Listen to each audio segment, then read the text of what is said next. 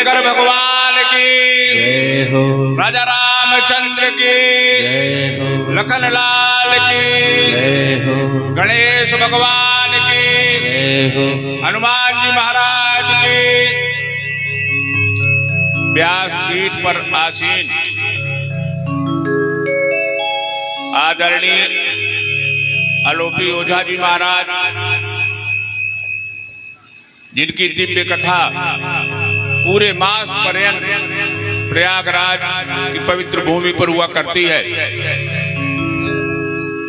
इस वर्ष महाकुंभ के अवसर पर भी आपके द्वारा जगत गुरु शंकराचार्य शक्तिपीठाधीश्वर स्वामी शारदानंद सरस्वती महाराज के सेक्टर 6 में लगातार 1 मास कथा चलती रही। पूर्णिमा के दिन संयोग था कि हम भी महाराज श्री से मिलने गए थे और वहां संयोग था ये कथा आप लोगों को मिलनी थी। आप लोग पुण्यवान हैं, ये अवसर मिलना था। हमने महाराज जी से चर्चा की कि एक अगर राम कथा हमारे इलाके में हो तो बहुत अच्छा रहेगा। महाराज जी ने कहा ठीक है, मैं पानगढ़ तो बहुत दिन से जाता रहा, लेकिन कथा होनी चाहिए। और ओझा जी से कहा कि ओझा जी एक कार्यक्रम बना लो भाई। यह नहीं पूछा कि कैसे व्यवस्था होगी, क्या होगी, लेकिन ये तो हम मानते हैं कि आप सबका पुण्य है, माँ गंगा का आशीर्वाद है कि हम लोगों को कथा सुनने के लिए महाराज श्री ने अपनी सहमति प्रदान की। ओझा जी से बात हुई। ओझा जी ने कहा कि गुरुजी नवरात्रि के बाद 5 दिवसीय कथा हो जाए, एकादशी से और हनुमान जयंती तक। महाराज श्री ने कहा बिल्कुल ठीक कह रहे हो ओझा जी। और संयोग देखिए कि एकादशी के दिन मंगलवार और आज हनुमान जयंती तो शनिवार। क्या बढ़िया मुहूर्त, जैसे भगवान ने निर्धारित कर रखा हो। माध्यम ओझा जी हो गए।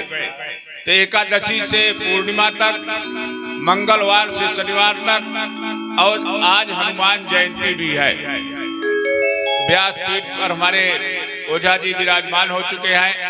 हमने पहले भी आपसे आग्रह किया कि एक ओझा जी इधर भाई व्यासपीठ से संभाले हुए हैं और इस जिले के वरिष्ठतम वकीलों में वकील श्री गजेंद्रनाथ ओझा जी, जैसे आजकल अगर नाम ले लिया जाए मोदी जी तो बताने की जरूरत नहीं है। उसी तरह से अगर जिले में नाम लिया जाए कि ओझा जी के पास गए थे वकील साहब ओझा जी, तो लोग बड़े गर्व से कहते अच्छा बाबू जी के पास गए थे।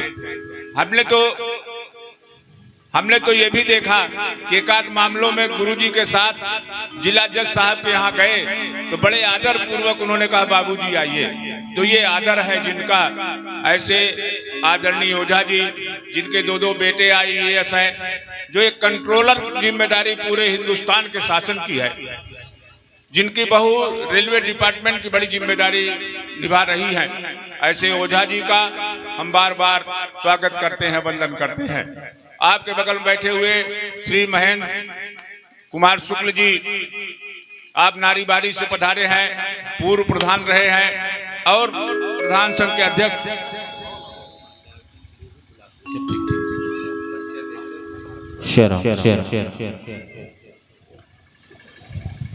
आपके बगल में बैठे हुए आदरणीय संतोष द्विवेदी जी, समदरिया जी, आप सुनवे के रहने वाले हैं। आप पंडित परशुराम द्विवेदी जी जो हम लोगों के गुरु रहे हैं, शिक्षक रहे हैं, उनके भतीजे, और आपके पिताजी का नाम श्री श्याम बिहारी द्विवेदी। हमने इस कार्यक्रम की केवल चर्चा किया था और चर्चा करते उन्होंने बड़ी उदारता से, हमारा आशय ये नहीं था कि कुछ इसमें सहयोग राशि हो जाए, सहयोग तो इसका हो कि इस कथा में आज जैसे लोग पधारे। आदरणीय द्विवेदी जी ने तुरंत एक ही बात बंद करा दी। इन्होंने भी इस राम काज को संपन्न कराने के लिए 5100 रुपया सहयोग राशि प्रदान किया। हम आपका भी स्वागत करते हैं। और बगल में बैठे हुए आदरणीय द्विवेदी जी भीटा से पधारे जो अरुण कुमार जी पूर्व क्षेत्र पंचायत सदस्य हैं, उनके बगल बैठे हुए श्री राजेंद्र प्रसाद पाठक जी, बगल में बैठे हुए ओझा जी, आज तो ओझा लोगों की बाजार ही बन गई है। उनके पीछे बैठे हुए हमारे ही गांव के पंडित ओंकार नाथ पांडे जी, जल्लूर भैया, जिनके बेटे शास्त्री जी बहुत अच्छी भागवत की कथा कहा करते हैं। इधर बैठे हुए पंडित बलराम त्रिपाठी जी के सुपुत्र, आप सभी का इस धर्म मंच से स्वागत है। पीछे बैठे हुए हम लोगों के शिक्षक रहे आदरणीय श्री शीतला प्रसाद विश्वकर्मा जी, सेवानिवृत्त प्रधानाध्यापक। आगे की कड़ी में बैठे हुए हमारे तिवारी जी भिलाव से पधारे हैं। और ये देवियां, आप सभी का इस धर्म मंच से स्वागत है। माल्यार्पण करने के लिए हम बुलाते हैं आदरणीय संतोष द्विवेदी जी को, और आपके बगल बैठे हुए श्री अरुण कुमार द्विवेदी जी को,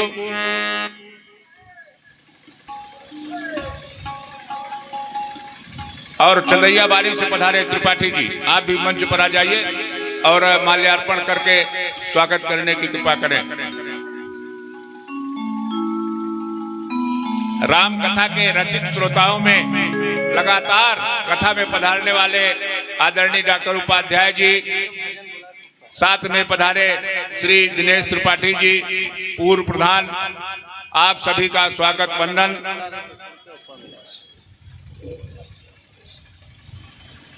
एक बार जोरदार तालियों से स्वागत हो जाए।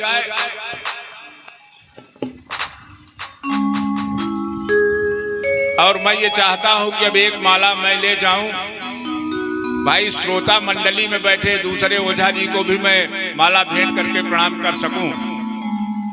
और अब व्यास पीठ पर आसीन व्यास जी से प्रार्थना है कि वो राम कथा हम लोगों को सुनाने की कृपा करें।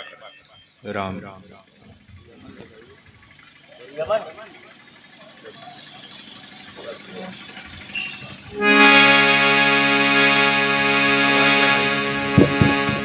राम जय श्री राम। राम राम जय श्री राम। राम जय श्री राम। राम बोल सियावर रामचंद्र भगवान की जय हो। तीर्थराज प्रयाग की जय हो। गंगा महारानी की जय हो। हरे ओम।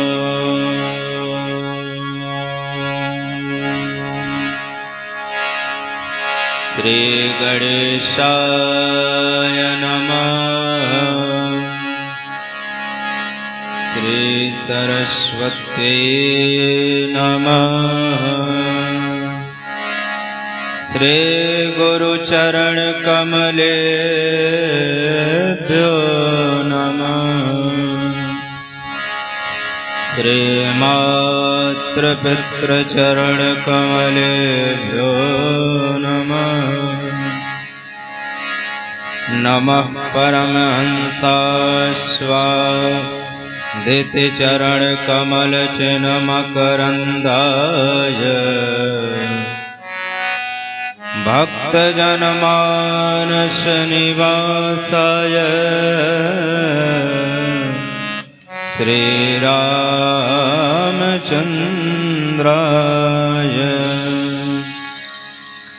ध्येयं सदा परिभवग्नमभीष्टदोहम्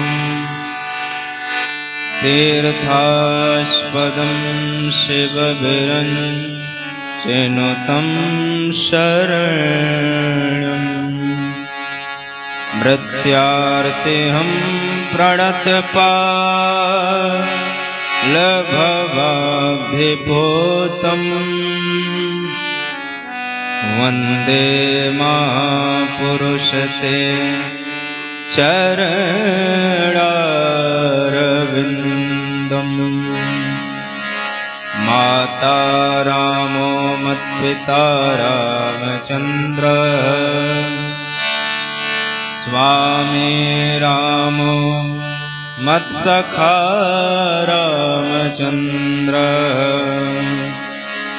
सर्वस्वं मे रामचन्द्रो दयालु नान्यं जाने नैव जाने न जाने सीतानाथ समारम्भां श्रीरामानन्दारमध्यमाम् अस्मदाचार्यपर्यन्तां वन्दे गुरुपरम्परा। जय जय श्री राधा रमण, जय जय नवल किशोर, जय गोपी चित चोर प्रभु, जय जय माखन चोर।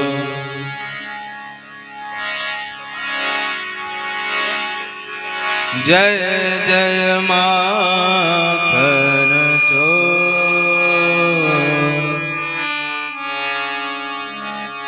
बोल सियावर रामचंद्र भगवान के जय हो। तीर्थराज प्रयाग के जय हो।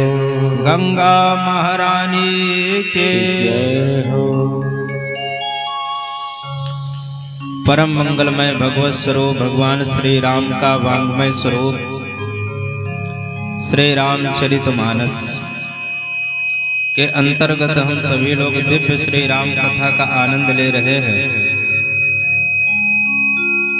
यहाँ पर उपस्थित समस्त भक्त वृंद एवं श्रद्धामयी माताओं, अनेक विशिष्टतम महापुरुष पधारे हुए हैं। मुख्य संयोजक के रूप में विराजमान हमारे परम आदरणीय परम सम्माननीय श्री गया प्रसाद त्रिपाठी जी एवं संगीत की सुर सरिता प्रवाहित करने वाले हमारे संगीतज्ञ जन अपने दिव्य मंत्रों के द्वारा इस दिव्य वातावरण को अलौकिक करने वाले हमारे आचार्य जी, आप सभी को सीय राम में सब जग जानी, करहूं प्रणाम जोर जुग पानी। आइए, आज कथा का विश्राम दिवस है। आज हनुमान जयंती का वह सुंदर पावन अवसर है कि नवमी के दिन हमारे राम जी का जन्म हुआ और आज के दिन हमारे श्री अनंत बलवंत हनुमंत लाल जी का प्राकट्य हुआ। तो आइए, आज की कथा हम सभी लोग शुभारंभ करें, उससे पूर्व भगवान का सुंदर नाम संकीर्तन करें। फिर जैसी प्रभु और हनुमान जी की इच्छा होगी हम सभी लोग दिव्य कथा का आनंद लेंगे। बोले हनुमान जी महाराज की जय हो।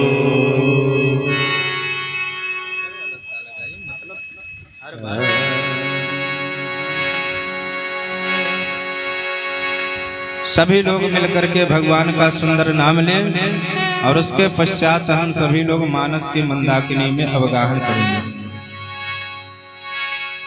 मंगल मूर्ति मारुति नंदन, मंगल मूर्ति मारुति नंदन, सकल मंगल मूल निकंदन, सकल मंगल मूल निकंदन, पवन तनय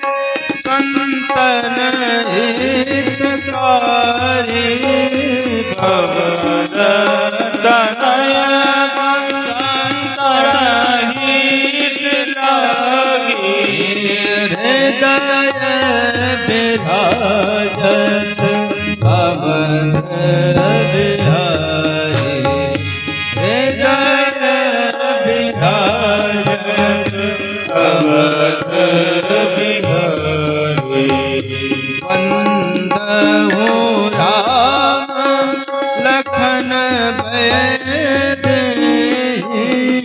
वंदहु राम लखन बैदेही ये तुलसी के परम स्नेही ये तुलसी के परम स्नेही महावीर विनबहु हनुमाना वीर वीर बहु हनुमान महावीर विनबहु हनुमाना वीर वीर बहु हनुमान राम जसु जस आप बखाना राम जसु जस आप बखाना जय सिया राम जय जय सिया राम जय सिया राम जय जय सिया राम सभी लोग करताल की सेवा करते हुए जय सिया राम जय जय सिया राम जय सिया राम जय जय सिया राम जय सिया राम जय जय सिया राम जय सिया राम जय जय सिया राम जय सिया राम जय जय सिया राम जय सिया राम जय जय सिया राम जय सिया राम जय जय सिया राम जय सिया राम जय जय सिया राम जय सिया राम जय जय सिया राम जय सिया राम जय जय सिया राम जय सिया राम जय जय हनुमान जय सिया राम जय जय हनुमान जय सिया राम जय जय हनुमान जय सिया राम जय जय हनुमान जय सिया राम जय जय सिया राम जय सिया राम जय जय सिया राम जय सिया राम जय जय सिया राम जय सिया राम जय जय सिया राम जय सिया राम जय जय सिया राम जय सिया राम जय जय सिया राम बोल सियावर रामचंद्र भगवान की जय हो। तो कल की कथा में हम सभी लोगों ने श्रवण किया भगवान भोलेनाथ कैलाश पर्वत पर विराजमान हैं। माता पार्वती सन्मुख आई। आज है हनुमान जयंती और हनुमान जयंती के दिन हनुमान जी की चर्चा ना हो ऐसा हो ही नहीं सकता। इसलिए आइए थोड़ी सी चर्चा हम सभी लोग हनुमान जी के विषय में भी करें। गोस्वामी जी महाराज कहते हैं कि हनुमान जी की सेवा और प्रेम का वर्णन भगवान श्री राम अपने मुख से बार बार करते हैं। भगवान भोलेनाथ माता पार्वती से कहते हैं कि गिरिजा जासु प्रीत सेवकाई बार बार प्रभु निज मुख गाई। गिरिजा जासु प्रीत सेवकाई जिनके प्रेम और सेवा का वर्णन भगवान श्री राम अपने मुख से बार बार करते हैं, ऐसे हैं श्री हनुमान जी महाराज। कैसे हैं हनुमान जी महाराज? बोले हनुमान सम नहीं बड़ भागे और नहीं को राम चरण अनुरागी। हनुमान जी के समान कोई भी बड़भागी नहीं है और ना ही उनके जैसा भगवान के चरण कमलों का ऐसा अनन्य अनुरागी कोई है। तो भैया बड़भागी तो हम सभी लोग भी हैं कि नहीं? किस लिए बड़भागी हैं? क्योंकि बड़े भाग मानुष तन पावा। हम सभी लोग बड़भागी इसलिए हैं क्योंकि हमें मनुष्य तन मिला है, इसलिए हम सभी लोग बड़भागी हैं। अच्छा, मनुष्य तन मिलने के बाद यदि सत्संग मिल जाए तो निश्चित रूप से हम सभी लोग बड़भागी हो जाते हैं। क्यों? क्योंकि बड़े भाग पाई सत्संगा। ये जो सत्संग है ना, ये बड़े भाग्य से मिलता है, क्योंकि सत्संग की सरिता में सराबोर होने का सौभाग्य उन्हीं सत्पुरुषों को प्राप्त होता है जिन पर भगवान श्री राम की विशेष कृपा होती है।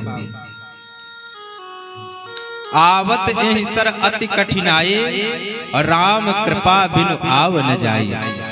जब राम जी की विशेष कृपा होती है तब हम जाकर के सत्संग में सराबोर होते हैं। तो मनुष्य तन मिलने के बाद सत्संग मिल जाए तो निश्चित रूप से बड़भागी हो जाते हैं। क्यों? क्योंकि बड़े भाग पाई सत्संगा।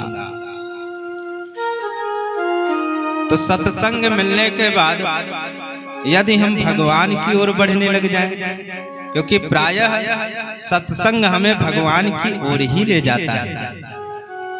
सत्संग की अंतिम परिणति ही है भगवान के चरण कमलों में अनुराग हो जाना। तो बंदर भालू सब भगवान की ओर बढ़ रहे हैं, तो वो क्या हुए? तो बंदर भालू कहते हैं कि देखिए हम भगवान की ओर बढ़ रहे हैं, उस सगुण साकार रूप का दर्शन करने का हमें लाभ प्राप्त हुआ है। तो भैया हम सब सेवक अति बड़भागी, संतत सगुण ब्रह्म अनुरागी। हम सभी लोग अति बड़भागी हैं। क्यों? क्योंकि हम भगवान की ओर बढ़ रहे हैं। तो मनुष्य तन मिलने के बाद यदि हम भगवान की ओर बढ़ने लग जाएं तो हम अति बड़भागी हो जाएंगे। और भगवान अपना अयोध्या धाम छोड़ करके यदि हमारी ओर बढ़ने लग जाए तब हम क्या होंगे? अपना अयोध्या धाम छोड़ करके भगवान श्री राम अहिल्या जी की ओर बढ़ रहे हैं। तो वहां पर गोस्वामी जी ने लिखा है, अतिशय बड़भागी चरणन लागी, जुगल नयन जलधार वही। स्वयं अपना धाम छोड़ करके भगवान श्री राम अहिल्या जी की ओर बढ़ रहे हैं। तो अहिल्या क्या हो गई? अतिशय बड़भागी। तो मनुष्य तन मिलने के बाद हम भगवान की ओर बढ़ने लग जाएं तो हम अति बड़भागी हो जाएंगे। और यदि भगवान हमारी ओर बढ़ने लग जाएं तो हम अतिशय बड़भागी हो जाते हैं।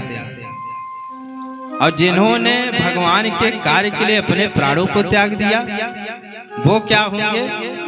तो उनके लिए गोस्वामी जी ने कहा है कि राम काज कारण तनु त्यागी, हरिपुर गयऊ परम बड़भागी।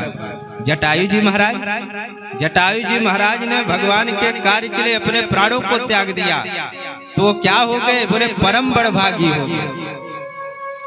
मनुष्य तन मिला तो बड़भागी हुए, मनुष्य तन मिलने के बाद भगवान की ओर बढ़ने लगे तो अति बड़भागी हुए।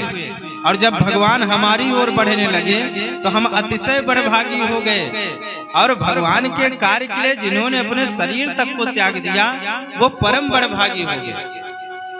भगवान भोलेनाथ माता पार्वती से कहते हैं, देवी चाहे कोई बड़भागी हो, चाहे कोई अति बड़भागी हो, चाहे कोई अतिशय बड़भागी हो और चाहे कोई परम बड़भागी हो, लेकिन हनुमान सम नहीं बड़भागी, हनुमान समबल भागी हनुमान सम नहीं बड़ भागी हनुमान नहीं बड़ भागी नहीं को राम चरण अनुरागी नहीं को राम चरण अनुरागी नहीं को राम चरण अनुरागी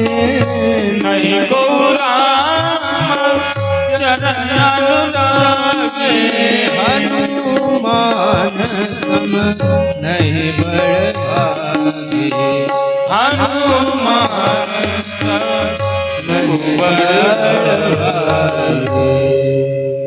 चाहे कोई बड़ भागी हो, चाहे कोई अति बड़ भागी हो, चाहे कोई अतिशय बड़ भागी हो और चाहे कोई परम बड़ भागी हो, लेकिन हनुमान सम नहीं बड़ भागी नहीं को राम चरण अनुरागी। हनुमान जी के समान कोई भी बड़ भागी नहीं हो सकता। हम लोग भी हनुमान जी के समान बड़ भागी नहीं है। भले हमने मनुष्य तन पा लिया है, लेकिन फिर भी हम हनुमान जी के समान बड़भागी नहीं है। क्यों भाई? हम बड़े भाग मानुष तन पावा, हमने बड़े भाग से मनुष्य तन पाया, लेकिन देखिए हनुमान जी के समान बड़भागी नहीं हो सकते। क्यों? क्योंकि इसलिए कि यहाँ पर जितने लोग श्रोता बन करके बैठे हैं वो केवल यही की कथा सुन सकते हैं। तो अन्यत्र भी कथा हो रही है, तो ना वहाँ के श्रोता यहाँ आ सकते हैं, ना यहाँ के श्रोता वहाँ जा सकते हैं। लेकिन हमारे हनुमान जी महाराज ऐसे बड़भागी हैं कि जहाँ जहाँ प्रभु की कथा होती है वहाँ वहाँ हनुमान जी महाराज उपस्थित होते हैं। यत्र यत्र रघुनाथ कीर्तनम तत्र तत्र कृतमस्तकांजलिम वाष्पवारि परिपूर्ण लोचनम। अब कथा कैसे सुनते हैं? बोले भावयाम पवमान नंदन। तो महाराज ऐसे हैं हनुमान जी महाराज। हनुमान जी के समान हम सभी लोग भी बड़भागी नहीं हैं। तो बंदर भालू बड़भागी होंगे? बोले ना ना, बंदर भालू भी बड़भागी नहीं है, क्योंकि बंदर भालुओं को भगवान श्री राम ने सबको अपने घर भेज दिया था। अब गृह जाऊं सखा सब लोग अपने घर जाओ। लेकिन जब हनुमान जी महाराज की बारी आई तो हनुमान जी से कैसे कहें कि आप अपने घर जाए, क्योंकि हनुमान जी का कोई घर ही नहीं है। इसलिए हनुमान सबको भेज दिया, लेकिन हनुमान जी महाराज को नहीं भेजा। एक बार की बात है, हनुमान जी महाराज भगवान के चरणों में बैठे हुए थे। भगवान श्री राम सिंहासन में आसीन हैं, माता सीता बगल वाम भाग में बैठी हुई हैं और लक्ष्मण जी महाराज चमर डुला रहे हैं, भरत जी महाराज चमर डुला रहे हैं। हनुमान जी महाराज जब भगवान श्री राम को देखते हैं तो राम जी अपना सिर नीचे कर लेते हैं, और जब राम जी हनुमान जी को देखते हैं तो निर्निमेष नेत्रों से हनुमान जी महाराज निरंतर निहारते चले जाते हैं भगवान को। लेकिन जब हनुमान जी की ज्यादा दृष्टि भगवान राम के ऊपर पड़ती है तो भगवान श्री राम का सिर नीचे हो जाता है। माता सीता इस दृश्य को देख रही थी। एकांत में माता सीता ने भगवान श्री राम से पूछा, प्रभु एक बात हम पूछें? भगवान श्री राम ने कहा, हाँ देवी पूछो। तो हनुमान जी माता सीता कहती हैं कि प्रभु जब हनुमान जी महाराज आपको देखते हैं तो आप अपना सिर क्यों नीचे कर लेते हैं? तो भगवान श्री राम कहते हैं, देवी जब हनुमान जी हमारी ओर देखते हैं तो हमें उनका उपकार याद आ जाता है। प्रति उपकार करो का तोरा, सन्मुख होई न सकत मन मोरा। मेरा मुख उनके सामने नहीं हो पा रहा है, क्योंकि इतना बड़ा भार है, इतना बड़ा कर्जदार हूं मैं। ऐसा कोई कर्जदार है जो अपने धनी से आंखें मिला सके? माता सीता ने कहा, प्रभु आपने तो सबके ऋण से उऋण हो चुके हो तो हनुमान जी को भी कोई एक पद दे दो और आप उऋण हो जाओगे। भगवान श्री राम ने कहा, हाँ देवी, ये ठीक तुमने उपाय बताया। हनुमान जी महाराज को बुलाया गया। हाँ प्रभु, आपने बुलाया। हनुमान जी महाराज आ गए। भगवान श्री राम ने कहा, हनुमान, मैं सोच रहा हूं तुम्हें एक कोई पद दे देता हूं। हनुमान जी ने कहा, सरकार आप मुझे पद देंगे? बोले हाँ, क्योंकि मैंने सबको पद दे करके उऋण हो चुका हूं, केवल आप ही बचे हो, इसलिए मैं सोच रहा हूं आपको कोई पद दे दूं। हनुमान जी ने कहा, सरकार यदि आप मुझे पद देंगे तो इस मामले में मैं थोड़ा लालची हूं, क्योंकि सरकार मैंने देखा है कि आपने विभीषण को एक पद दिया लंका का, सुग्रीव को एक पद दिया किष्किंधा का, लेकिन सरकार मैं थोड़ा सा इस मामले में लालची हूं। हनुमान जी ने जब ऐसा कहा तो भगवान श्री राम ने कहा, हाँ हाँ बताओ क्या चाहिए? बोले सरकार मुझे एक पद नहीं चाहिए, मुझे आपके 2 पद चाहिए। भगवान श्री राम ने कहा, 2 पद चाहिए? हाँ तो बताओ कौन कौन सा पद चाहिए? तो हनुमान जी ने कहा, सरकार एक बात हम आपको बता दें, विभीषण को एक पद मिला लंका का, सुग्रीव को एक पद मिला किष्किंधा का, और धन्य है प्रभु हम, क्योंकि आज मुझे 2-2 पद मिलने जा रहे हैं। और हनुमान जी महाराज के नेत्रों में प्रेमाश्रु भर आए। हनुमान जी महाराज तुरंत भगवान श्री राम के चरणों में गिर पड़े और चरणों में गिर करके कहते हैं, प्रभु मुझे तो आपका ये 2-2 पद मिल गया, और जब ये 2 पद मिल जाएं तो फिर एक पद की क्या कामना करेगा तू? इसलिए चरण परे प्रेमा कुल त्राहि त्राहि भगवान। हनुमान जी महाराज तुरंत भगवान के चरणों में गिर पड़े कि प्रभु मैं जानता हूं यदि कोई साधारण व्यक्ति प्रशंसा करता है तो अभिमान हो ही जाता है, और जब आप हमारी प्रशंसा करने लग जाते हैं ना तो मुझे लगता है कि भाई जब साधारण व्यक्ति प्रशंसा करता है तो अभिमान हो जाता है। देखिए शक्कर से भी यदि कुछ मीठा होता है ज्यादा तो वो होती है प्रशंसा। आप जब किसी की प्रशंसा करिए, वाह महाराज आपका क्या कहना, जब आप किसी की वाह वाह करेंगे तो कानों में ऐसा रसगुल्ला जैसा घुलता है कि उसको अभिमान होने लग जाता है धीरे धीरे। इसलिए सदा प्रशंसा से सावधान रहना चाहिए। वाह, जब आप किसी की वाह वाह करेंगे तो वाह का उल्टा क्या होता है? हवा। वाह का उल्टा हवा होता है। तो गुब्बारे में यदि हवा भरो तो वो फूलता है, और जितना हवा भरो उतना ही फूलता है, और जितना फूलता जाता है उतना ऊपर भी उड़ता है। लेकिन एक बात है भाई, जितना ऊपर जाता है अंत में वो फूटता भी है, और जब फूटता है तो फिर नीचे ही आकर के गिरता है। इसलिए सदा प्रशंसा से सावधान रहना चाहिए। जब कोई किसी की प्रशंसा करे तो उसके मुख को देखना चाहिए कि प्रशंसा ऊपर से हो रही कि अंदर से हो रही। भाई हनुमान जी महाराज की भगवान श्री राम ने कितनी प्रशंसा करी, लेकिन हनुमान जी विचार करने लगे कि भैया भगवान हमारी प्रशंसा कर रहे हैं, पता नहीं हम बच पाए कि ना बच पाए, क्योंकि किसी की प्रशंसा होगी तो अभिमान होगा, और जब अभिमान होगा तो उसका पतन होगा, और जब पतन होगा तो वो गिरेगा। और जब हनुमान जी ने सोचा गिरना ही है तो क्यों ना भगवान के चरणों में ही आकर के गिरूं, इसलिए चरण पर प्रेमा कुल त्राहि त्राहि भगवान। हनुमान जी महाराज तुरंत भगवान के चरणों में गिर पड़े।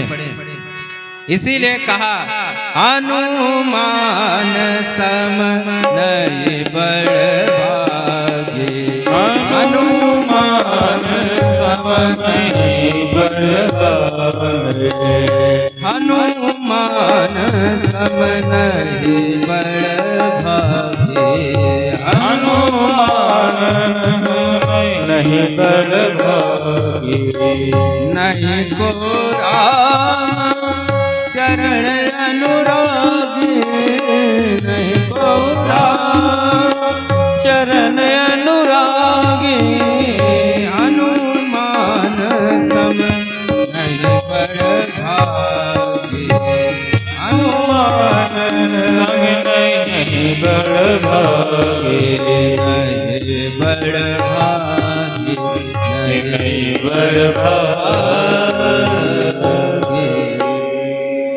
इसलिए कहा हनुमान सम नहीं बड़भागी नहीं को राम चरण अनुरागी।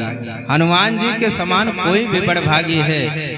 भगवान भोलेनाथ माता पार्वती से कहते हैं देवी गिरजा जा सुप्रीत सेवकाई बार बार प्रभु निज मुख गाई। भगवान श्री राम अपने मुखार विंद से सदा हनुमान जी के प्रेम और सेवा का वर्णन करते हैं। देखिए हनुमान जी का पावन चरित्र प्रारंभ होता है किष्किंधा कांड से। आप लोग पढ़ते होंगे किष्किंधा कांड फिर सुंदर कांड से प्रारंभ हो जाता है। तो हनुमान जी का जब पावन चरित्र प्रारंभ हुआ, भगवान श्री राम आगे बढ़े। भगवान श्री राम लक्ष्मण आगे चले बहुरी रघुराया ऋष्यमूक पर्वत नियराया। भगवान श्री राम और लक्ष्मण जब आगे बढ़े तो ऋष्यमूक पर्वत निकट आ रहा है। भगवान श्री राम ने देखा कि भैया ये तो वही ऋष्यमूक पर्वत है। उस ऋष्यमूक पर्वत पर बंदरों का राजा सुग्रीव रहता है। तह रह सचिव सहित सुग्रीवा आवत देख अतिल बल सीवा। जैसे भगवान श्री राम को देखा आते हुए बलशाली रूप था भगवान का, तुरंत सुग्रीव जाकर के हनुमान जी से कहता हनुमान जी मुझे तो लगता है कोई वीर राजकुमार आ रहे हैं और मुझे लगता है ये बाली ने ही भेजा है। पठवा बाली होई मन मैला। मुझे तो लगता है कि मुझे मारने के लिए बाली ने ही भेजा है इन वीर पुरुषों को। हनुमान जी ने कहा कि मान लीजिए यदि बाली ने ही भेजा होगा तो आप क्या करेंगे? बोले करना क्या है, जो हमने जीवन में किया वही करेंगे। इस पर्वत को छोड़ करके दूसरे पर्वत पर चले जाएंगे। सदा भागते रहे और भागेंगे। भागो तुरंत तजो यह शैला। इस पर्वत को छोड़ के दूसरे पर्वत पर चले जाएंगे। हनुमान जी ने कहा आप जीवन भर भागते रहे, लेकिन आज मैं उस परब्रह्म परमात्मा को लेकर के आऊंगा जिसके आने के बाद आपका भागना जन्म जन्मांतर के लिए समाप्त हो जाएगा। उस परब्रह्म परमात्मा को लेकर के आऊंगा। हनुमान जी महाराज ब्राह्मण का रूप धारण करके भगवान श्री राम के सामने आ गए और जैसे ही सामने आए तो सबसे पहली दृष्टि हनुमान जी महाराज की भगवान के चरणों में पड़ी। ये है सेवक गिरजा जा सुप्रीत सेवकाई। हनुमान जी सेवक है ना, तो सेवक की पहली दृष्टि स्वामी के चरणों में होती है। इसलिए पहली दृष्टि हनुमान जी महाराज की भगवान राम के चरणों में पड़ी। कठिन भूमि कोमल पदगामी। कठिन भूमि कोमल पदगामी। कठिन भूमि कोमल पदगामी। कठिन भूमि कोमल कवन हेतु बन विचरहु स्वामी। कवन हेतु बन विचरहु स्वामी। कठिन भूमि कोमल पदगामी। कठिन भूमि कोमल पदगामी। कवन हेतु बन विचरहु स्वामी। कवन हेतु बन विचरहु स्वामी। स्वामी। कठिन भूमि कोमल पदगामी, कवन हेतु बन विचरहु स्वामी। हे सरकार, ये भूमि बड़ी कठिन है और आपके चरण कोमल हैं। आप किस कारण से इस वन में विचरण कर रहे हैं, कृपा करके बताइए। हनुमान जी महाराज भगवान के सेवक हैं। देखिए, भगवान श्री राम ने उत्तरकांड में अपना एक अद्भुत सिद्धांत बतलाया है। जब आप उत्तरकांड पढ़ेंगे तो उत्तरकांड में एक बड़ा ही सुंदर भगवान ने अपना सिद्धांत बतलाया। निज सिद्धांत सुनावहु तोहि, सुन मन धर सब तज भज मोहि। भगवान ने अपना एक बड़ा ही सुंदर लंबा चौड़ा सिद्धांत सुनाया है। भगवान कहते हैं संसार में जितने भी प्राणी हैं वो सब मुझे प्रिय हैं। सब मम प्रिय सब मम उपजाए। भगवान कहते हैं सब मुझे प्रिय हैं। क्यों? क्योंकि मम उपजाए, मेरे द्वारा सब उत्पन्न किए गए। और इन 84 लाख योनियों में जो मनुष्य योनि है वो मुझे अति प्रिय है। सबते अधिक मनुज मोहि भाई। और फिर दूसरी चौपाई में भगवान राम कहते हैं मनुष्य में जो ब्राह्मण देवता है वो मुझे बड़े प्रिय हैं। तीन द्विज दुज मह श्रुतिधारी, तीन मह द्विज दुज मह श्रुतिधारी और तीन मह निगम धर्म अनुसारी। मनुष्य शरीर में जो द्विज हैं, द्विज अर्थात द्वाभ्याम जायते इति द्विजः, जिनका यज्ञोपवीत के द्वारा दूसरा संस्कार होता है उनको द्विज कहा जाता है। और श्रुतिधारी जो वेदों को सदा अपने कंठ में धारण करने वाले हैं, ऐसे द्विज मुझे प्रिय हैं। तीन मह द्विज द्विज मह श्रुतिधारी और तीन मह निगम धर्म अनुसारी, जो सदा वेद के मार्ग पर चलने वाले हैं। अब तिनते प्रिय विरक्त पुण्य ज्ञानी, ज्ञानी होते अति प्रिय विज्ञानी। तिनते प्रिय मोहि निज दासा, जहि गति मोरि न दूसरे आशा। ये भगवान का बड़ा लंबा चौड़ा सिद्धांत है, लेकिन भगवान अपने अंतिम सिद्धांत में जो चीज बताते हैं ना वो बड़ी अद्भुत है। भगवान अपने अंतिम सिद्धांत में जब कोई बात सत्य सत्य कहनी हो तो व्यक्ति कहता है देखो भैया अब हम सत्य सत्य कहने जा रहे हैं।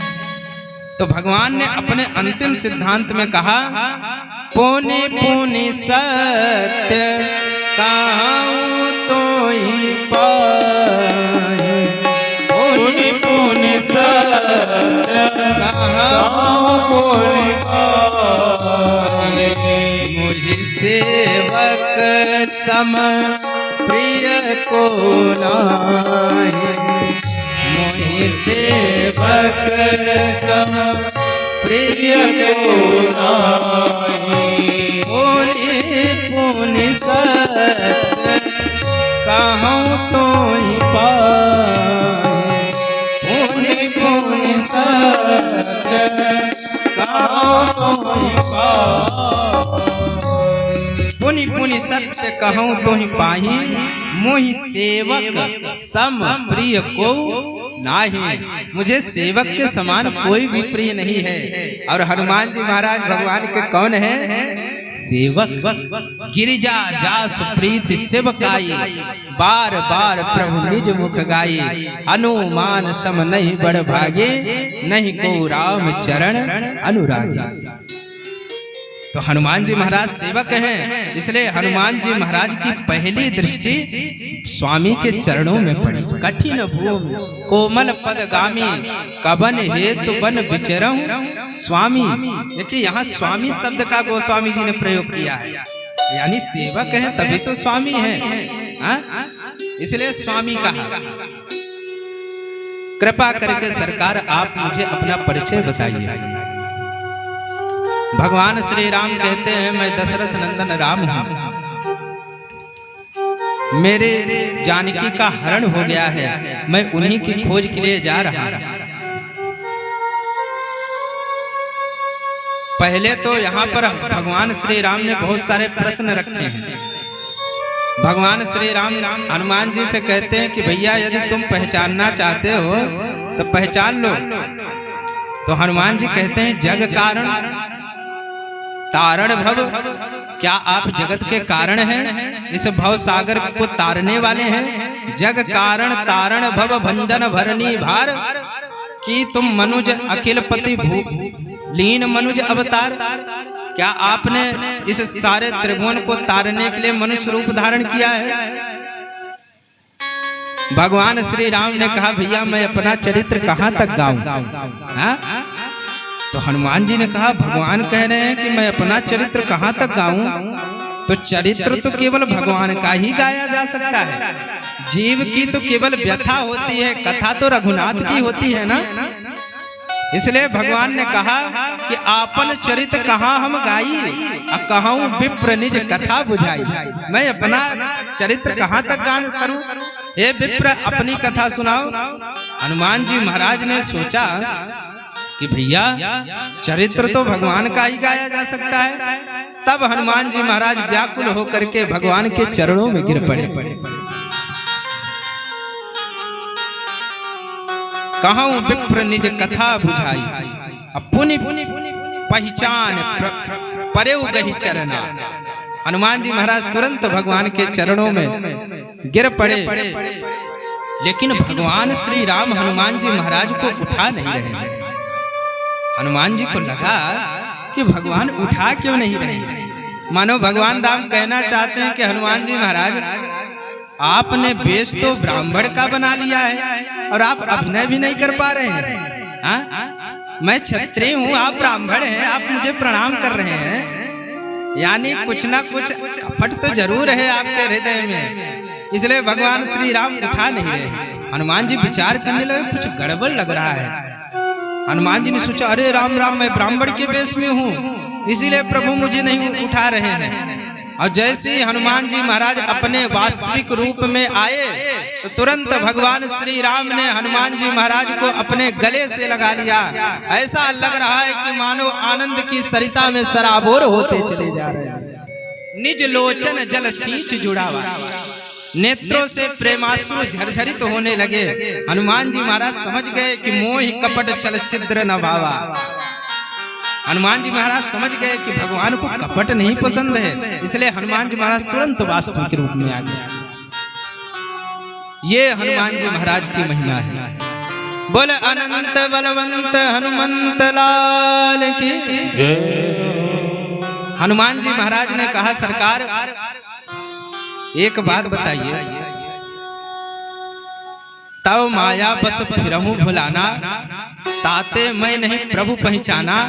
सरकार मैं तो आपकी माया के वशीभूत हूँ, मैं नहीं पहचान पाया कोई बात नहीं, लेकिन आप कैसे भूल गए। आपको तो नहीं भूलना चाहिए। एक मंद मैं मोह बस कुटिल हृदय अज्ञान, पुनि प्रभु मोहि विसारूं दीन बंधु भगवान। हे भगवान आप मुझे कैसे भूल गए। सरकार मैं जानता हूं आपकी माया से वही बच सकता है जो आपका सेवक है, और सरकार लग रहा है अभी तक मैं सेवक बन नहीं पाया, क्योंकि सो निस्तर ही तुम्हारी छोहा। जब तक आपकी कृपा नहीं होगी तब तक जीव आपकी माया से नहीं बच सकता। इसलिए विशेष जब आपकी कृपा होगी तभी जीव इस माया से बच जाएगा। देखिए भगवान के जो सेवक होते हैं ना, वो भगवान की सारी माया को जानते रहते हैं, सारी विद्या माया को जानते रहते हैं। जैसे जादूगर का जो जमूड़ा होता है ना, वो जादूगर की सारी विद्याओं को जानता रहता है। जब जादूगर कहता है हाँ जमूड़े, तो कहता है हाँ सरकार, तुरंत सावधान हो जाता है। तो जादूगर का जो जमूड़ा होता है वो जादूगर की सारी विद्याओं को जानता रहता है। इसी प्रकार जो भगवान के सेवक हैं वो भगवान की सारी विद्याओं को जानते रहते हैं, उन पर भगवान की माया का कोई प्रभाव नहीं पड़ता। इस संसार में जो रह रहा है वो जीवात्मा है, माया में लिपटा हुआ, और इस संसार में रह करके भी जो निर्लिप्त है वो महात्मा है, और जो अपने इशारे से पूरे संसार को चला रहा है वो साक्षात परब्रह्म परमात्मा है। इसलिए कहा कि सरकार जो आपके सेवक हैं वो आपकी सारी विद्या माया को जानते रहते हैं। नट कृत बिकट कपट खगराया,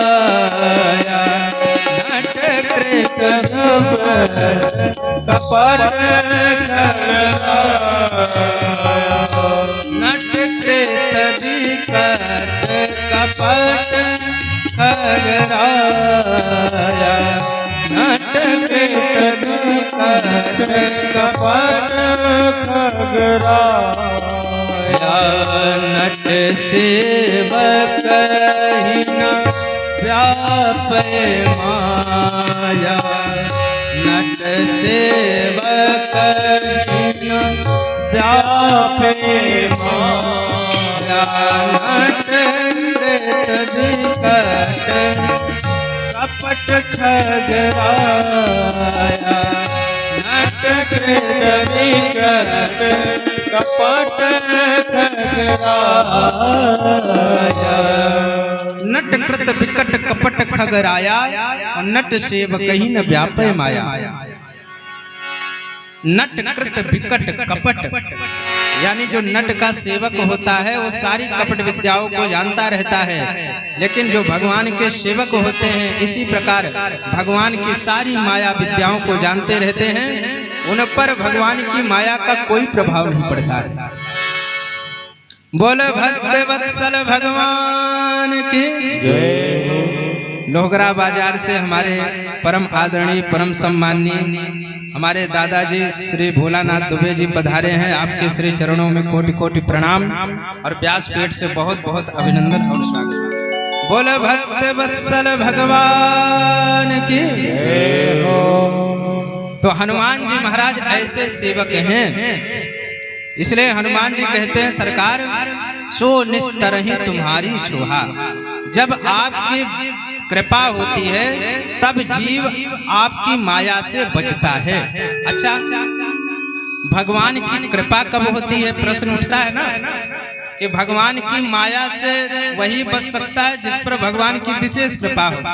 तो भगवान की कृपा कब होती है? तो गोस्वामी जी इसका भी उत्तर देते हुए कहते हैं कि भगवान की कृपा अब ऐसे होती है, मन क्रम वचन छाड़ी चतुराई अब भजत कृपा करी है रघुराई।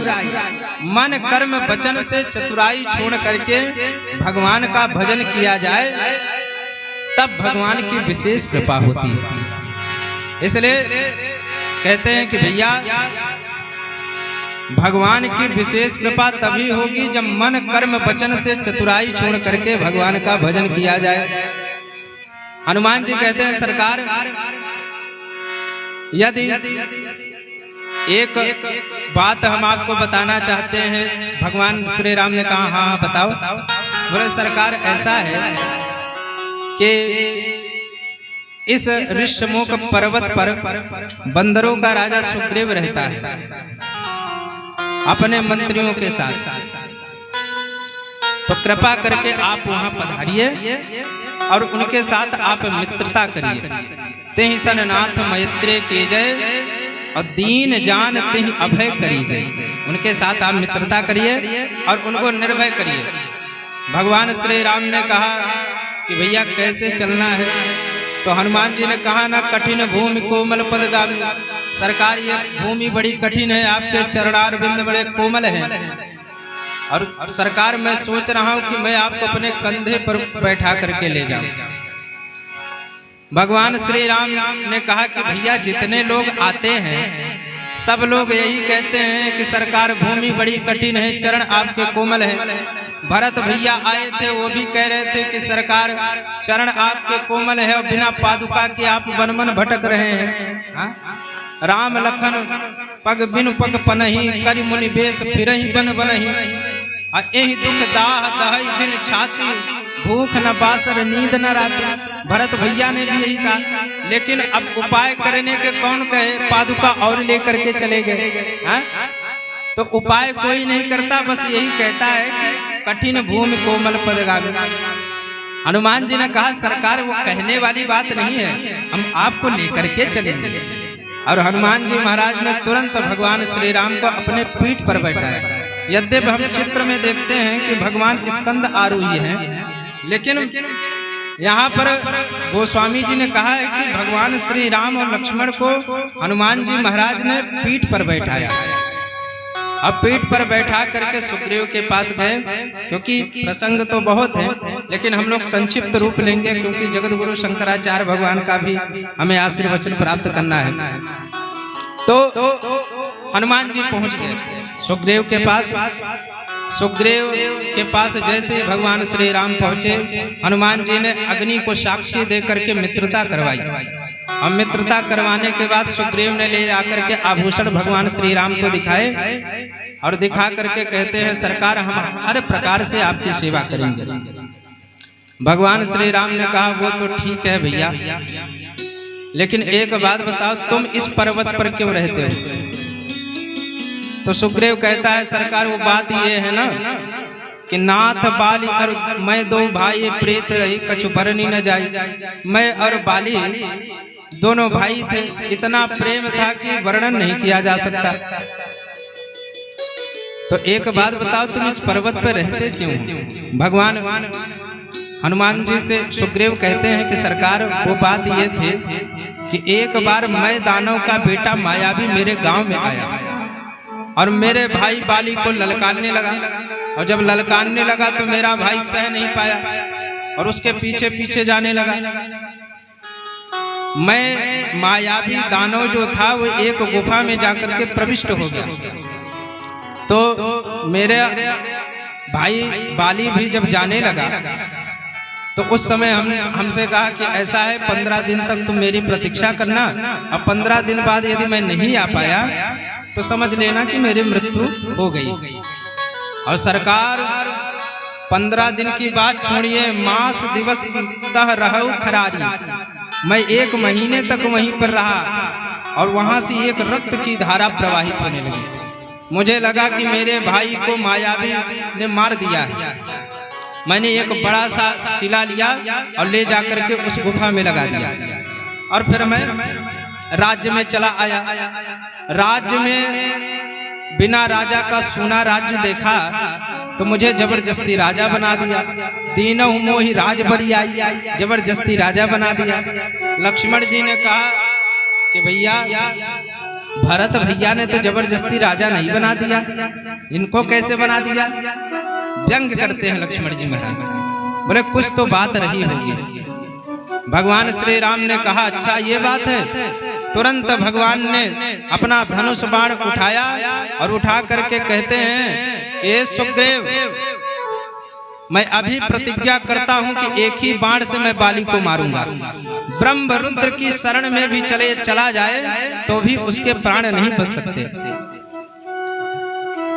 सुन सुग्रीव मारी हो बाली एक ही बाण, ब्रह्म रुद्र शरणागत गए न उबरहि प्राण।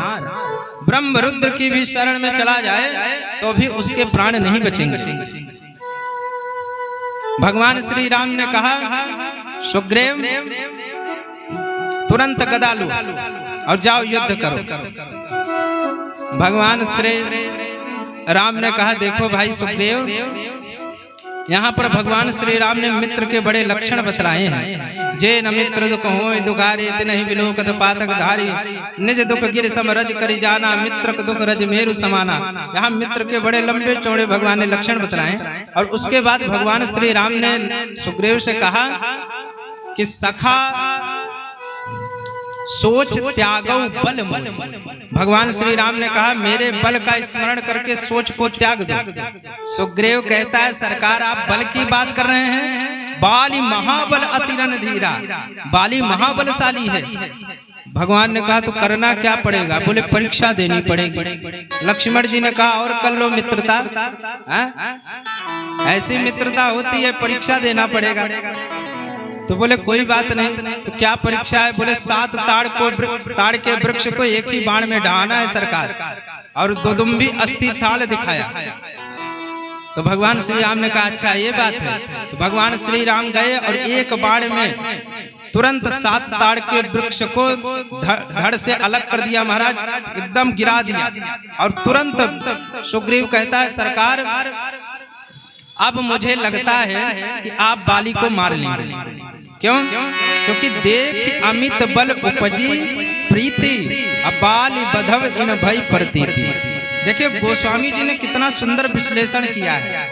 भगवान श्री राम ने कहा था कि सका सोच त्यागो बल मोरे।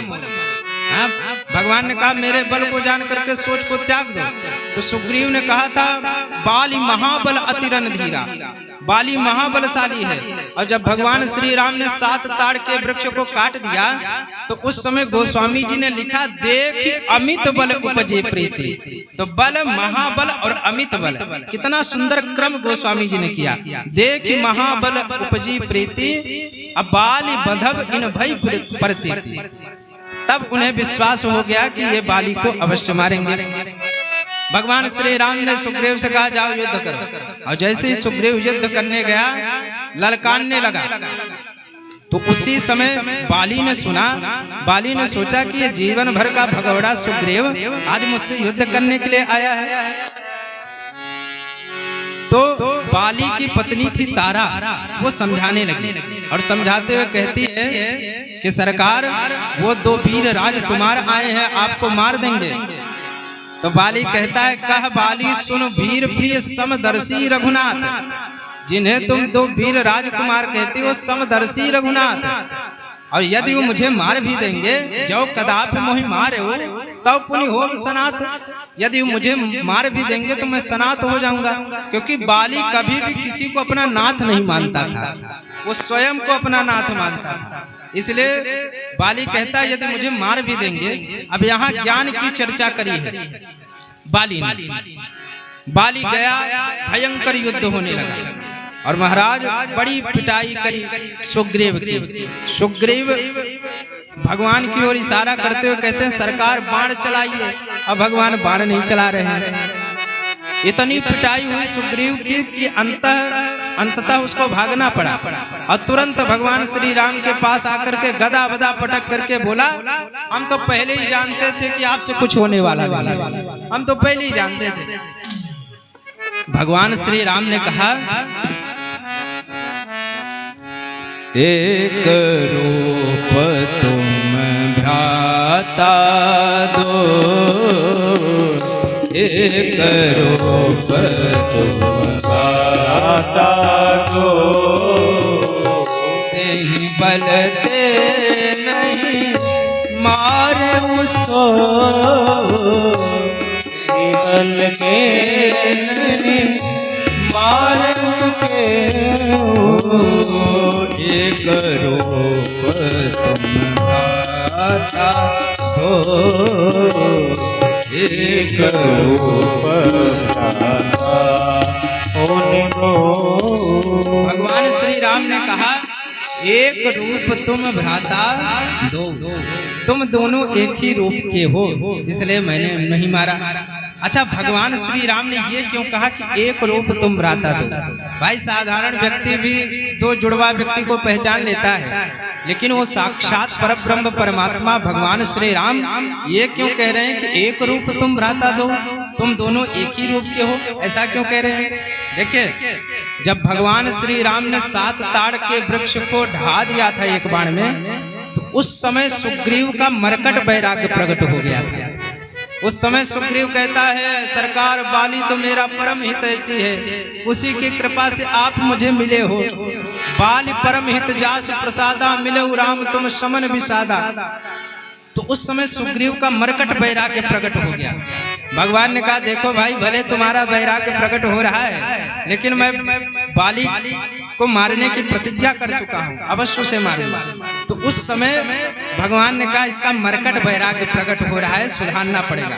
तो उस समय बाली का मरकट, सुग्रीव का मरकट वैराग्य प्रकट हुआ। और इधर जब सुग्रीव ललकार रहा था बाली को, तो उस समय ज्ञान प्रकट हुआ था। किसका? बोले बाली का। बाली ने कहा था ना कह बाली सुन वीर प्रिय समदर्शी रघुनाथ। ज्ञान प्रकट हुआ कि वो समदर्शी रघुनाथ हैं और जब कदापि मोहि मारे हूं तो अपनी हो भी सनात। यदि मुझे मार भी देंगे तो मैं सनात हो जाऊंगा। तो वहां पर ज्ञान प्रकट हुआ बाली का, लेकिन बाली का जो ज्ञान था वो केवल उच्चारण तक सीमित था, आचरण में नहीं था। क्योंकि भैया जो सारे जगत को ब्रह्ममय देखेगा, वो समदर्शी कह रहा था ना, जो सारे जगत को ब्रह्ममय देखेगा वो भला किससे विरोध करेगा। उमा जे राम चरण रत विगत काम मद क्रोध, और निज प्रभु में देखई जगत कहिसन करहि विरोध। जो सारे जगत को ब्रह्ममय देखेगा वो भला किससे विरोध करेगा। तो इधर बाली का ज्ञान प्रकट हुआ और उधर सुग्रीव का वैराग्य प्रकट हुआ। मानो भगवान राम कहना चाहते हैं, सुग्रीव न तुम में वैराग्य है और न बाली में ज्ञान है, इसलिए तुम दोनों एक ही रूप के हो, केवल बात बात करते हो, आचरण में तुम्हारे न वैराग्य है और न ज्ञान है। इसलिए भगवान श्री राम ने कहा, एक रूप तुम भ्राता दो, एक रूप तुम भ्राता दो, बलते नहीं मारूं सो, बलते नहीं मारूं कोई, नहीं बलते मारूं सो, बल को ही मारे एक रूप तुम भ्राता दो, एक रूप तुम भ्राता दो। इसलिए भगवान श्री राम ने कहा, भैया तुम दोनों एक ही रूप के हो, एक रूप तुम भ्राता दो, ते ही बलते नहीं मारे सो, इसीलिए मैंने तुमको नहीं मारा। भगवान श्री राम ने कहा, देखो भैया अब मैं तुम्हें माला पहना दे रहा हूँ, अब तुम मेरे हो गए हो। क्योंकि पहले तुम संसार की ओर भागते थे और अब भगवान की ओर भाग रहे हो, इसलिए अब तुम्हारा निश्चित कल्याण होगा। भगवान ने तुरंत एक मोटी सी माला मंगाई और माला सुग्रीव को पहनाई गई और कहा कि जाओ पुनः युद्ध करो। और जब पुनः युद्ध के लिए ललकारा, बाली आया, भयंकर युद्ध होने लगा। भगवान वृक्ष की ओट से बाली के हृदय में बाण मार दिए, मूर्छित होकर के बाली धरती पर धड़ाम से गिर गया। भगवान श्री राम उसके सामने आए। भगवान जब भी किसी को फल देते हैं तो कर्म रूपी वृक्ष के ओट से ही उसको फल दिया करते हैं। जैसा जो कर्म करता है उसके कर्मा अनुसार उसे फल मिलता है। भगवान शंकराचार्य बता रहे थे ना, कोई किसी के सुख दुख का कारण नहीं होता, काहू न को सुख दुख कर दाता, निज कृत कर्म भोग सब ब्राता। अपने कर्मों के द्वारा जीव सुख और दुख को प्राप्त होता है, इसलिए प्रारब्ध सबको भोगना पड़ता है।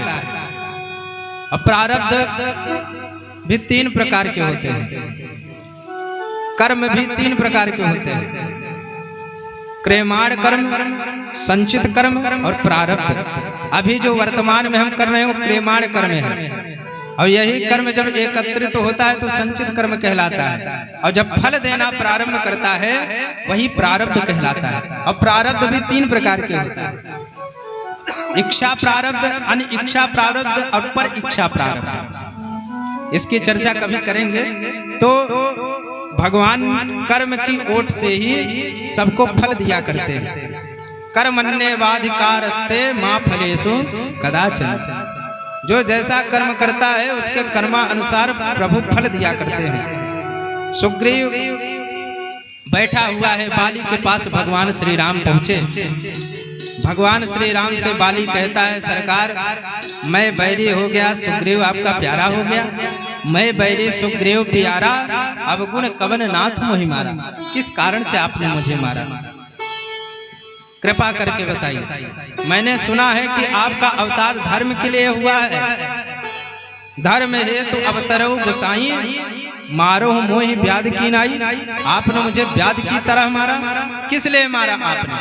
भगवान श्री राम ने कहा कि भैया तुम्हारे प्रश्न में ही तुम्हारा उत्तर छिपा है। तुमने कहा ना मेरा अवतार धर्म के लिए हुआ है, तो धर्म क्या कहता है? अनुज बधु भगनी सुत नारी, सुन सठ कन्या सम ए चारी, इन्हीं कुदृष्ट बिलोकई जोई, तो ताहि बधे कछु पाप न होई।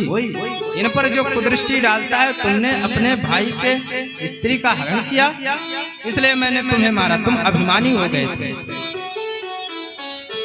सुग्रीव कहता है, बाली कहता है सरकार मुझसे बहुत बड़ी गलती हो गई, आप मुझे क्षमा कर दीजिए।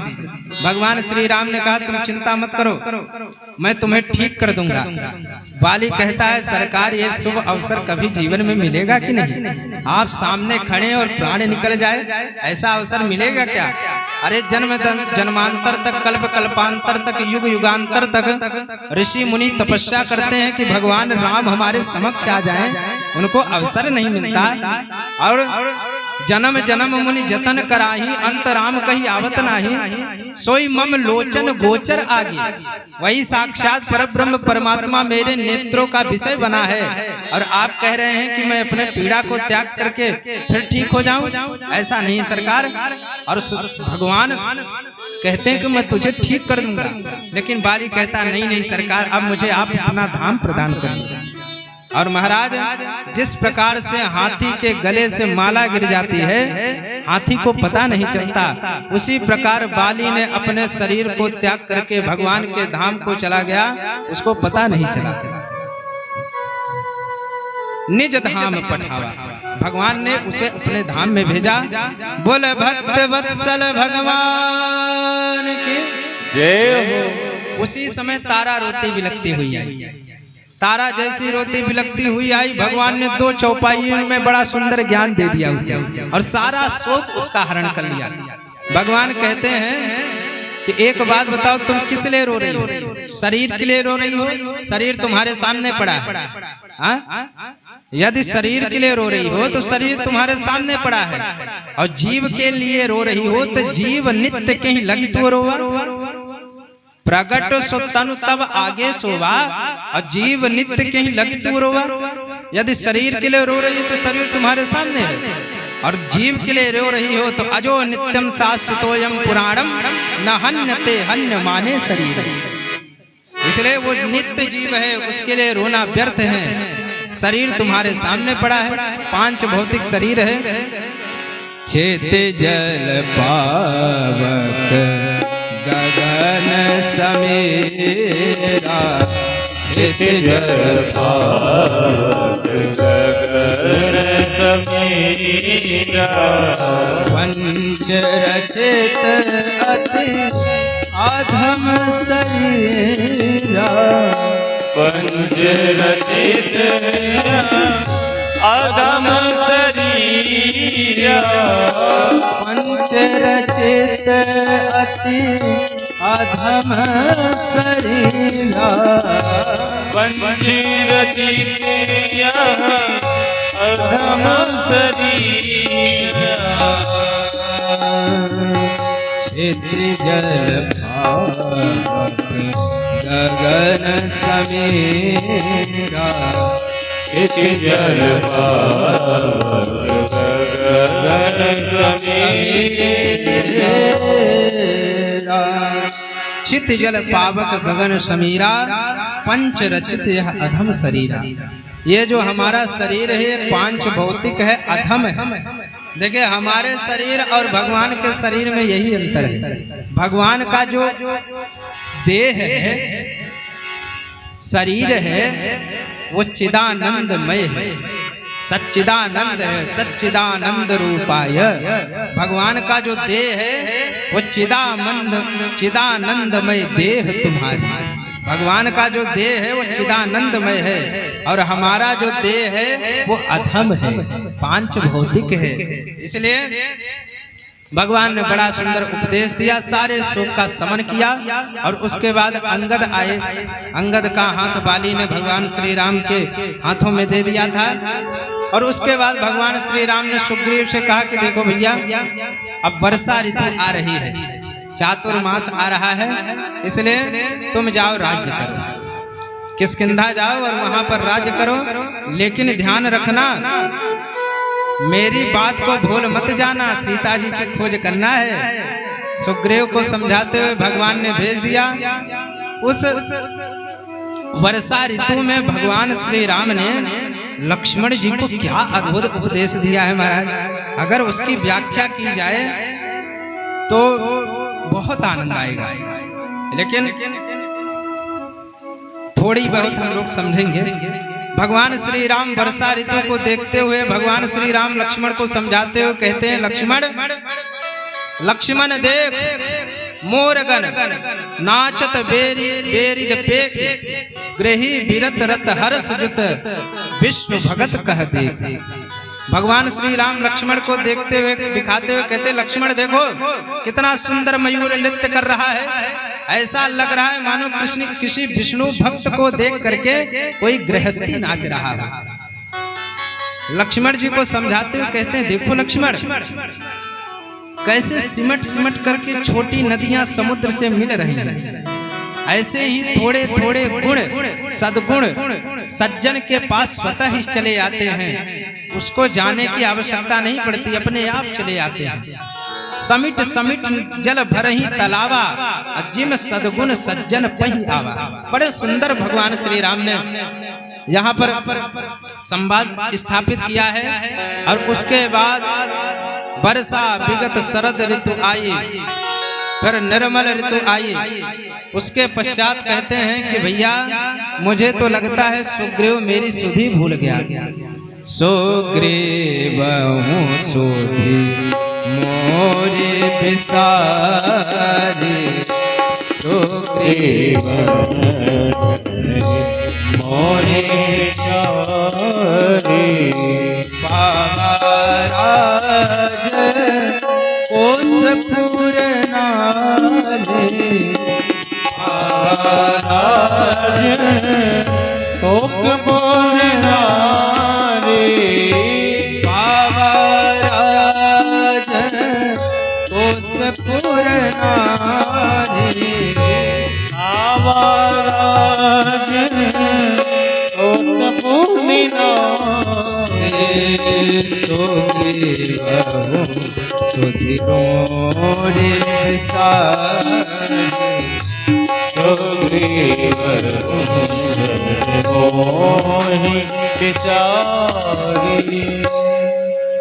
भगवान श्री राम लक्ष्मण से कहते हैं, लक्ष्मण सुग्रीव मेरी सुधि भूल गया है, सुग्रीव सुधि मोरी बिसारी, पावा राज कोसपुर नारी। देखिए जीव जब अनुकूलताएं पाता है तो भगवान को भूल जाता है। अनुकूलता क्या है? बोले राज कोष पुर नारी, ये सब सुख संपत्ति जहाँ आए तो ये जीव भगवान को भूल जाता है। तो भगवान अपना समय का बाण निकालते हैं, तो जो उसकी अनुकूलता है वो प्रतिकूलता में परिणित हो जाती है, तो फिर वो भगवान की ओर भागता है। भगवान श्री राम लक्ष्मण से कहते हैं, भैया सुग्रीव मेरी सुधि भूल गया है, इसलिए लक्ष्मण मेरा धनुष बाण लेकर के आओ। जिस बाण से मैंने बाली को मारा था उसी बाण से सुग्रीव को भी मारूंगा। भगवान श्री राम का वचन सुनकर के लक्ष्मण जी महाराज तुरंत धनुष बाण लेकर के आते हैं और लीजिए सरकार। लक्ष्मण जी क्रोधित स्वभाव को तुरंत ले आकर के देते। भगवान श्री राम लक्ष्मण से कहते, अरे लक्ष्मण रुको तो सही, क्या हो गया प्रभु? बोले देखो भैया मुझे मारना तो है लेकिन आज नहीं कल मारूंगा। अब बताइए, भगवान के क्रोध में भी बोध छुपा हुआ है महाराज। भगवान श्री राम कहते हैं मारूंगा तो, लेकिन आज नहीं कल मारूंगा। यानी जब किसी को क्रोध आता है तो वो तुरंत निर्णय कर लेता है कि भैया मैं उसे छोड़ूंगा नहीं। क्रोध आने पर व्यक्ति बोध छोड़ देता है, उसको ज्ञान नहीं रहता है कि क्या करना चाहिए और क्या नहीं करना चाहिए। लेकिन भगवान श्री राम कहते हैं कि लक्ष्मण मैं मारूंगा तो आज नहीं कल मारूंगा। जय सायक मारा मैं बाली, तेहि सर हतौ मूढ़ कह काली। मैं कल मारूंगा, इसलिए आज नहीं मारूंगा। भगवान के क्रोध में भी बोध छुपा है। मानो भगवान राम कहना चाहते हैं कि भैया क्रोध में तुरंत निर्णय नहीं लेना चाहिए, उसे कल पर छोड़ देना चाहिए। भाई कल जब तक होगा तब तक आपका क्रोध शांत हो जाएगा। इसलिए भगवान ने कहा कल मारूंगा, जिहि सायक मारा मैं बाली, तहि सर हतौ मूढ़ कह काली, कल मारूंगा। इसलिए भय दिखाई ले आवहूं तात सखा सुग्रीव, केवल भय दिखा करके लेकर के आओ। लक्ष्मण जी महाराज पहुंच गए, बड़े क्रोधित हैं, और जैसे ही पहुंचे तो सुग्रीव को पता चला, तो सुग्रीव ने हनुमान और तारा को भेजा। किस लिए? बोले सुग्रीव भाई चतुराई से काम लेना चाहता है, हनुमान जी महाराज हैं संत, और संत पर कभी क्रोध करेंगे नहीं लक्ष्मण जी महाराज, और तारा है स्त्री, स्त्री पर लक्ष्मण जी महाराज क्रोध नहीं करेंगे। हनुमान जी कहते हैं सरकार आप इस आसन पर विराजमान हो जाए। लक्ष्मण जी कहते हैं ना ना ना, हम आसन पर बैठने के लिए नहीं आए हैं। कहाँ है सुग्रीव? बोले सरकार वो बात ऐसी है ना कि किष्किंधा के जितने लोग हैं सोते बहुत हैं। अब किसी के घर में यदि एक सर्प निकल जाए रात्रि के समय में, तो उसको सारी रात नींद नहीं आएगी। और आप हैं शेष सहस्र, आप सहस्र शीर्षा पुरखा हैं, हजार सर्प वाले हैं, तो यदि आप इस पर बैठ जाएंगे तो किष्किंधा वालों की सारी नींद समाप्त हो जाएगी। इसलिए कह रहे हैं आप बैठ जाइए।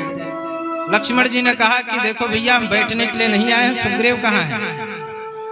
सुग्रीव आकर के शरणागति स्वीकार करते हैं। लक्ष्मण जी के साथ सुग्रीव भगवान श्री राम के पास आते हैं और आकर के कहते हैं सरकार वो बात ये थी ना कि आपकी जो माया है ना, ये माया हम जीवों को लपेट लेती है, हम समझ नहीं पाते हैं कि करना क्या है। लेकिन सरकार मैंने दक्षिण की दिशा की ओर अनेक बंदर भालुओं को भेज दिया है। भगवान श्री राम ने कहा ठीक है। भगवान श्री राम ने कहा ठीक है भैया। सारे बंदर भालू आ गए और बंदर भालुओं को सुग्रीव अनेक दिशाओं में भेज रहे हैं।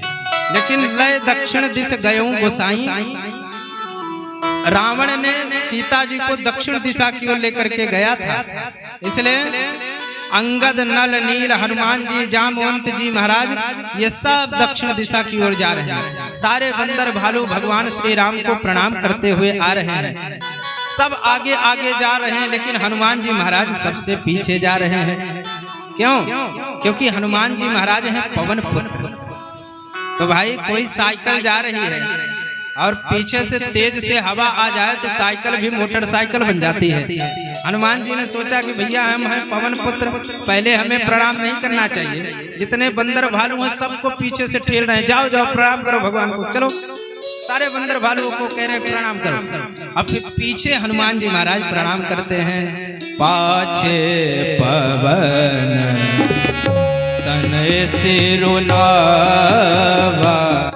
पाछे पवन तनय सिरुनावा,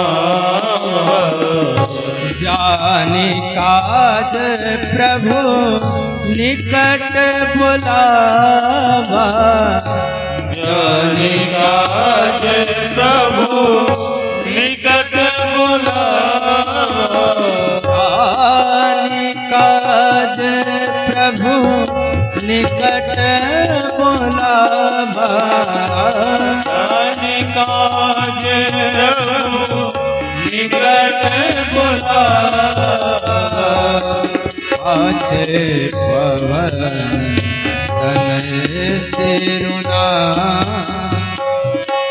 पाछे पवन तनय सिरुनावा, पाछे पवन तनय सिरुनावा, पाछे पवन तनय सिरुनावा, जान काज प्रभु निकट बुलावा।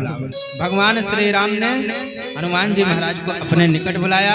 बोले अनंत बलवंत हनुमंत लाल की जय। भगवान श्री राम के पास हनुमान जी महाराज गए और हम सबके मध्य में डॉक्टर श्री नीलमपुत्र त्रिपाठी जी महाराज पधारे हैं। हम उनका व्यासपीठ से बहुत बहुत स्वागत अभिनंदन करते हैं और हमारे बाद आप उनकी वाणी का लाभ लेंगे।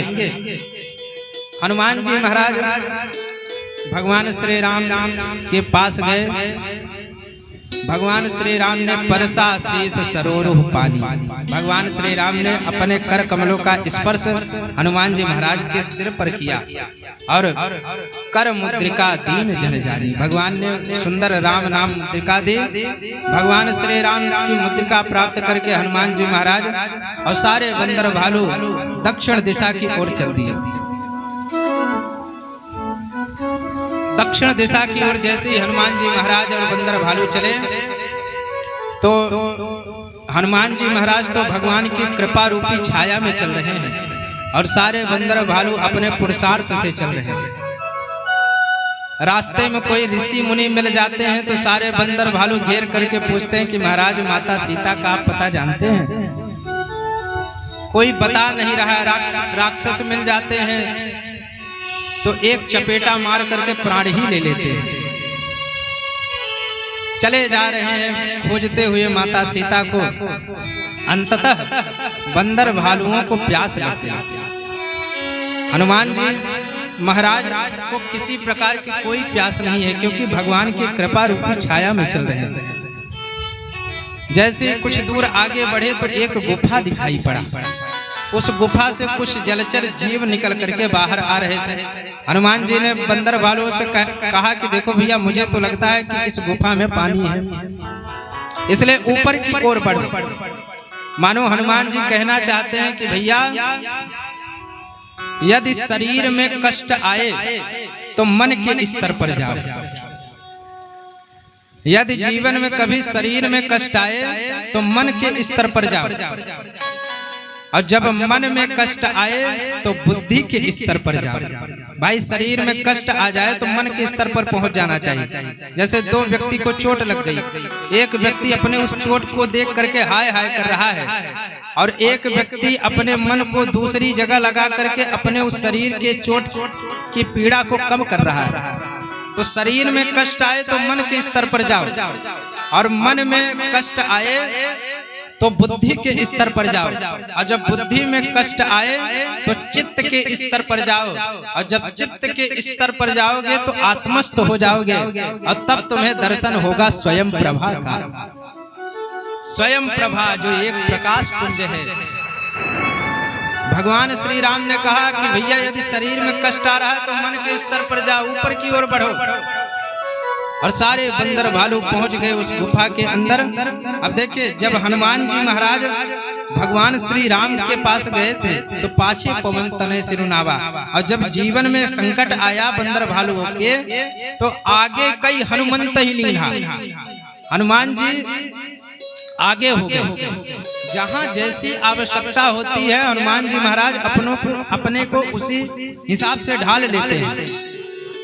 वहां पवन तनय शब्द का प्रयोग किया और यहाँ हनुमंत का प्रयोग किया।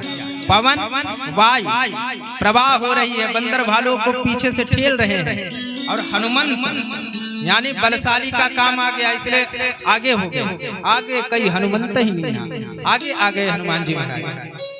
हनुमान जी गए, स्वयं प्रभा का दर्शन हुआ और सारे बंदर भालुओं ने जलपान किया।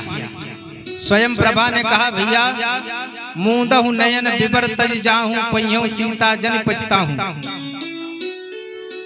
कहते हैं कि देखो भैया सीता जी को अवश्य प्राप्त करोगे, थोड़ा सा नेत्र बंद करो।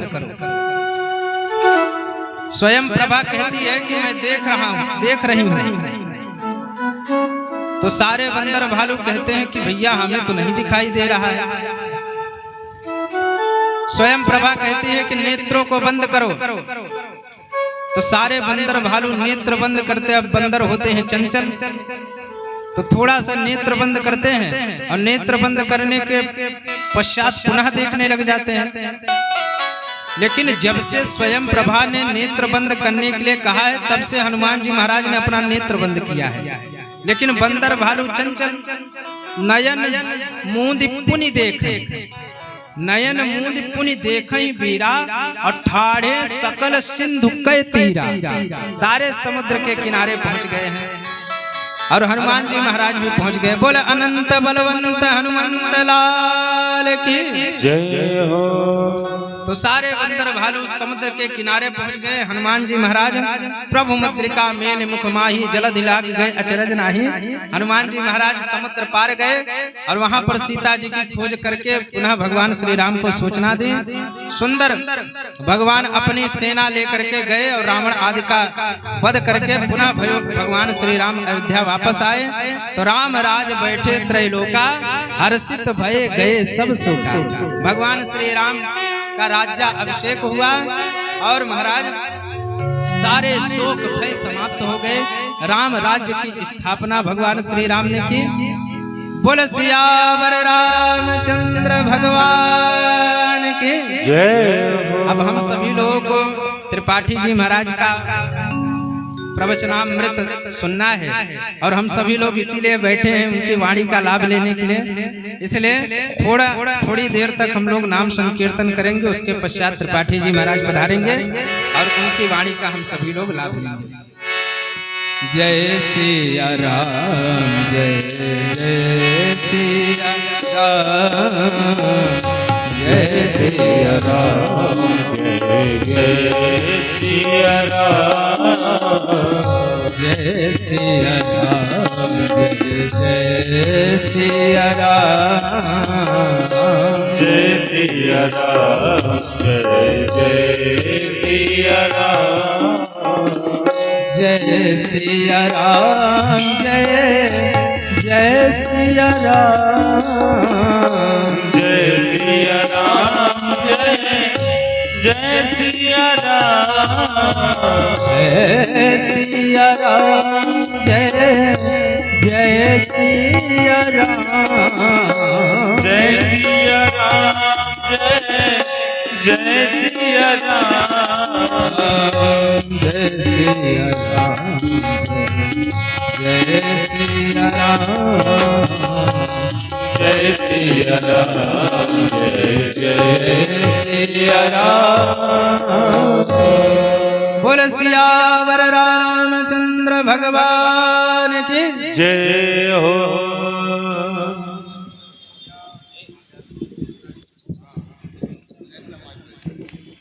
ओझा जी को आप मैं पुस्तक एक ले लीजिए।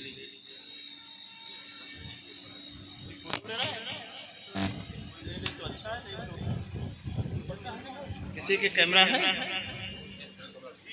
हाँ आ जाएंगे। व्यास पीठ पर आसीन परम आदरणीय आलोपी ओझा जी महाराज को डॉक्टर राजेंद्र शुक्ल जी इनकी रचना भगवत गीतामृतम श्रीमद् भगवत गीता वैसे संस्कृत में लिखी लेकिन आम जन तक कैसे पहुंचे तो डॉक्टर राजेंद्र शुक्ल जी ने अपनी रचना श्रीमद् भगवत गीतामृतम काव्यानुवाद किया है जो बहुत ही सरल भाषा में है। डॉक्टर राजेंद्र जी यह अपनी रचना पुस्तक व्यास पीठ पर आसीन आलोपी ओझा जी महाराज को भेंट कर रहे हैं। एक बार जोरदार तालियों से स्वागत हो जाए।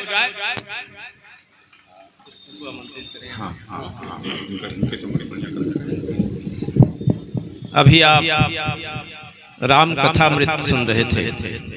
राम कथा सुंदर करतारी संशय बिह गुणावनहारी। जितने तरह के संदेह होते हैं राम कथा में पहले सती को भ्रम होता है और फिर सती की कितनी दुर्दशा होती है। वही भ्रम फिर पार्वती को अगले जन्म में भी होता है। फिर कहती है महाराज नाराज न होइए लेकिन मेरा भ्रम गया नहीं था, आप फिर से बताइए। और वह भ्रम हम सब मनुष्यों को बराबर बना हुआ है। इसलिए राम कथा पर विश्वास करना, उसको बार बार सुनना, जितना श्रवण करेंगे तभी वो भ्रम जाएगा।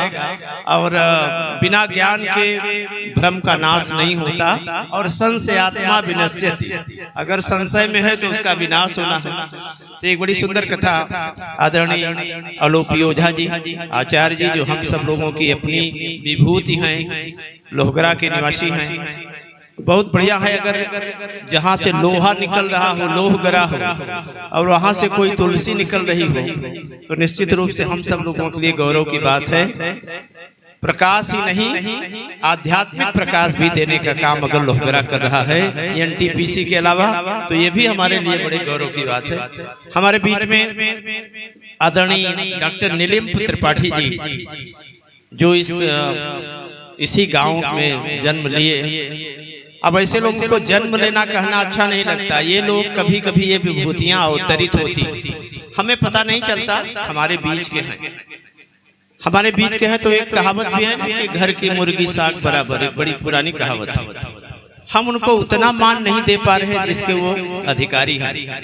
लेकिन ये बड़े गर्व की बात है कि भारत के प्रधानमंत्री ने इनकी मेधा को पहचाना और सागर में एक मंदिर के शिलान्यास के समय आदरणीय को अपना आचार्य बनाया और आचार्य बनाकर इन्हें मान दिया। आपके द्वारा ज्योतिष पर कार्य हो रहा है, 27-28 वर्षों से ज्योतिष पढ़ा रहे हैं।